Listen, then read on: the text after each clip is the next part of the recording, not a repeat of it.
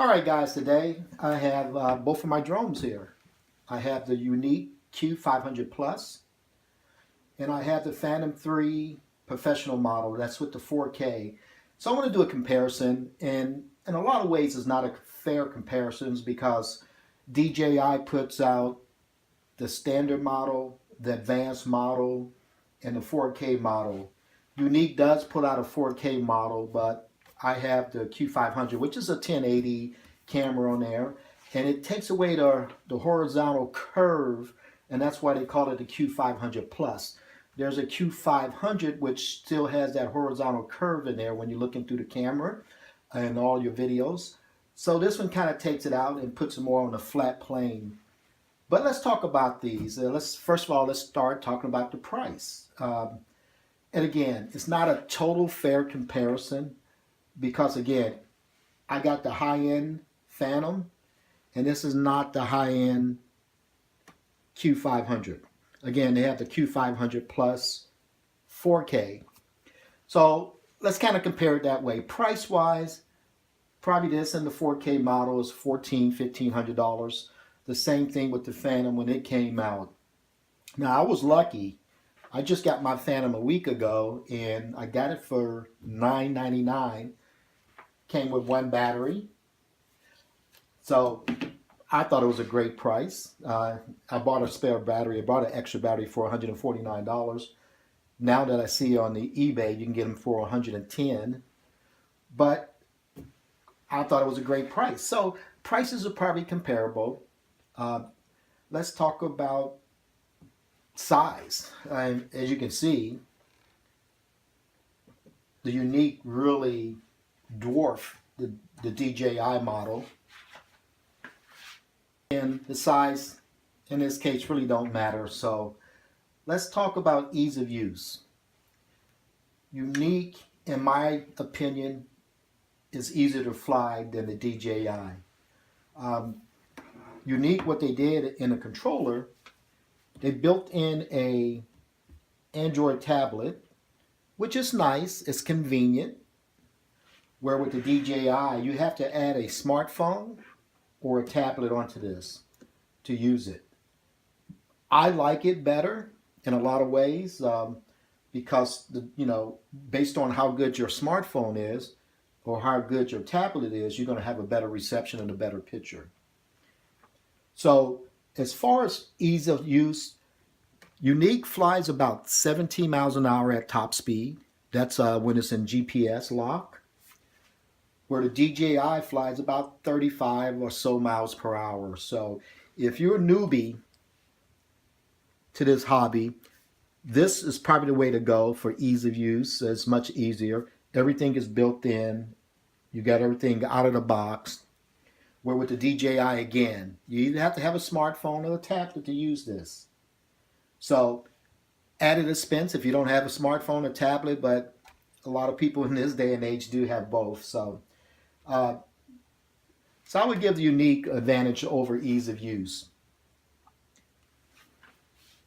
Guys, let's now talk about the controllers. Yuneec, again, have a tablet built into their controller, which is nice. But the software that Yuneec provides for flight, to me, it's poor. Very much on the poor end. Where the DJI software, the pilot's software, is outstanding. There's so much you can do with it. So diversible. Once you're up in the air and flying, a lot of things you can change while you're flying. Where with Yuneec, you cannot do that as well. You can change a few things, put it on watch me mode, follow me mode.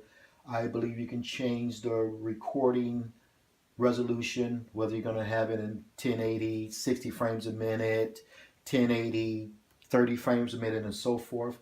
But other than that, if you try doing anything else, you're going to get kicked out of your control of your quadcopter, your drone, and it's going to give you a big old warning. Where more so in the pilot program with DJI, you can get in there and you can change a lot of things on the fly, no pun intended, and which makes it much more diversible once you're out up in the air with it. So really like the software and the controller much better than this one. The features with the software is similar as far as you have the watch me, follow me mode. You have the follow me mode here.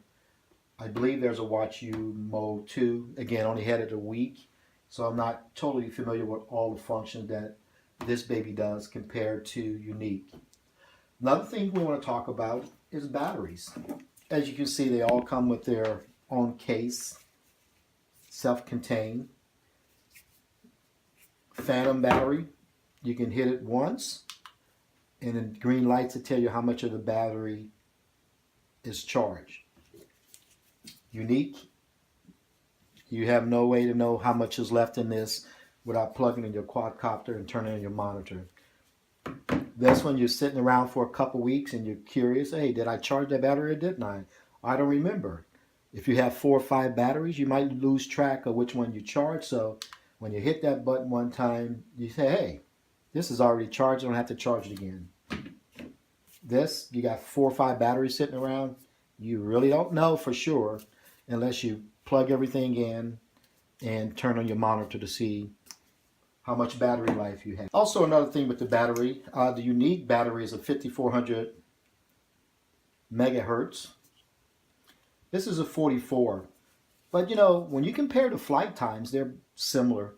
Yeah, I think both of them claim you can get up to 25 minutes, 20 minutes flight time. But more practical, you're looking at 15 to 18 minutes for both. This should give you more than this, but not necessarily. So battery's about the same as far as flight time. Again, 15 to 19 minutes is best.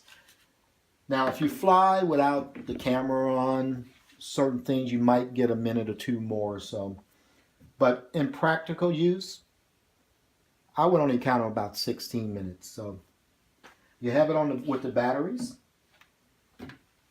Wanted to point out with the controller on this one. This one also you can test the battery just by hitting this once. You have lights here that show you how much battery life you have before you have to charge your controller. And that's Yuneec too. No pun intended, Yuneec there. But that's a nice function. This you would have to turn all the way on and see how much battery life you have on this controller. All right, let's talk about the cameras on both of these models. And again, it's not a fair comparison because this is a 4K model. This is regular high def 1080. But what I want to talk about is, you know, I've been filming a couple things in 4K, and I tell you what, those files you don't want to fool with. About 10, 15 minutes of flight time, I'm getting 9, 10 gigabytes size files when I record on this. Where on this, you might get 1 gigabyte. So basically 4K is 4 times as high definition than a 1080. But trying to process those files and edit them on any video editing software is a nightmare. It's not very easy. So everybody talks about these 4K cameras, and believe me, they're beautiful and they're nice.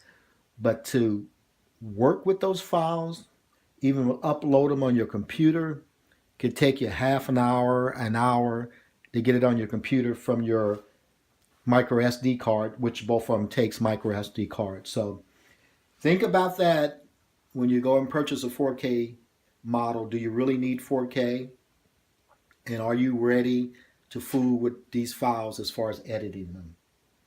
This is much easier to edit, of course. I'm only shooting 1080. Again, you can downgrade your video recording. You can shoot in 2.7K, I believe. You can go all the way down. You can go down to regular 1080. So you can shoot with that. So my advice, shoot regular high def. Forget about this 4K. Just too much trouble. And again, most of us don't have anything to view those 4K files on anyway. Talk about customer service. Yuneec has an unbelievable customer service.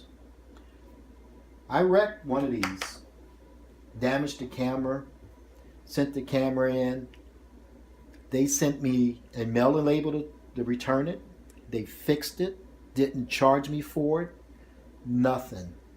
So, unbelievable customer service. Now, I never had to deal with DJI customer service yet, but I'm hearing a lot of bad things about them. Now, I know some of you guys out there had good results, and I know a lot had bad. And I know you get a few people that said they had bad results here, but all I know is that they take care of you.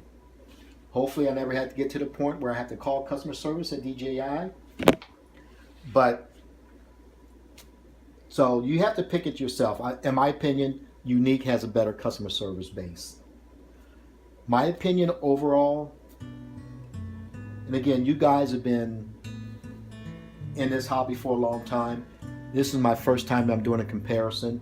I may be missing a lot of points here that I didn't cover, and I apologize for that. This is my first crack at it and my first try. I mean, you can let me know in comments what you think. But overall, which one do I prefer? This was my first love, my first girlfriend. She's treated me fair, did a great job, provided everything I needed. But now, my eyes are wandering. I see this beauty over here. She's sleeker, she's faster, she even provides more things. But is she going to be just as faithful as this one? Right now, this stage in the hobby for me, I'm leaning toward the DJI. For those few reasons I mentioned, in that it just provides me more when I'm flying. It excites me to do the things that I can do on this puppy. So right now, DJI, love them both. Give me a couple more weeks with this. I believe this is going to be my new girlfriend. All right. Thanks for watching, guys. Hope you like this comparison, this slight review again. Apologize, I'm not a professional at this. My first comparison. You let me know based on the comments, and we'll go from there. See you guys later.